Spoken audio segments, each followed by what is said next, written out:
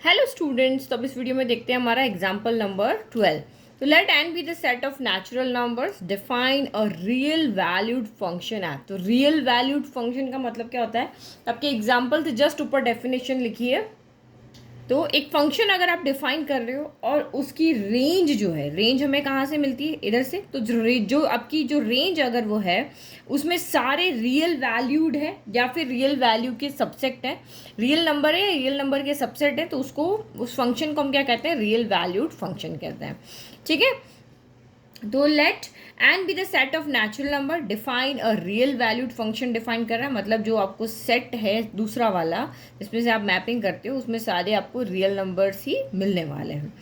ठीक है। और आपका यहाँ पे क्या है, जो फंक्शन है वो इस तरीके से, फंक्शन आपका कैसे है? नेचुरल नंबर से नेचुरल नंबर के पास है, यहाँ प्रिंटिंग मिस्टेक है, by f x equal to 2x+1। और ये मैपिंग इस तरीके से कि आप इस सेट में से एक नंबर उठाओगे, इस वैल्यू रखोगे इस फंक्शन के अंदर और यहाँ से आपकी इसमें मैपिंग हुई। Using this definition complete the table given below. तो इस डेफिनेशन को लेकर के हमें इस टेबल को कंप्लीट करना है। देखो यहाँ x होता है और यहाँ जो होगा y equal to f x होगा। ठीक है। तो यहाँ आपको x के लिए यानी मैपिंग करने के लिए आपको एक फंक्शन दिया हुआ है, तो इसको हम y इक्वल टू लिखें या एफ एक्स इक्वल टू लिखें। ये आपका कितना है? 2x+1 है। तो इस सेट में से आप वैल्यू उठाओ। सेट आपका नेचुरल नंबर से नेचुरल नंबर में, तो यानी 1 2 3 4। तो हमें तो इस टेबल को कंप्लीट करना है, तो हमें x की जगह पे क्या रखना है? 1 रखना है। तो y इक्वल टू F1 हो जाएगा। तो इसमें वैल्यू रखो, x की जगह पे 1 रखना है। 2 1 + 1, तो यानी कितना हो गया? 2 1 2 + 1 यानी 3 हो गया।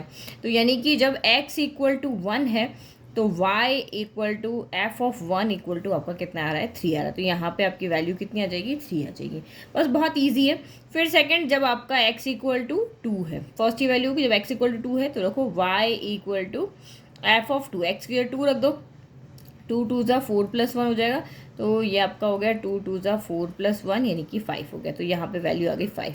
फिर x इक्वल टू, अब यहाँ पे कितना रखें हम? 3 रखना है, तो अब सीधा रख लो y इक्वल टू या f(3) इक्वल टू जो है वो 3 2 ज़ा 6 + 1 तो 7 हो जाएगा।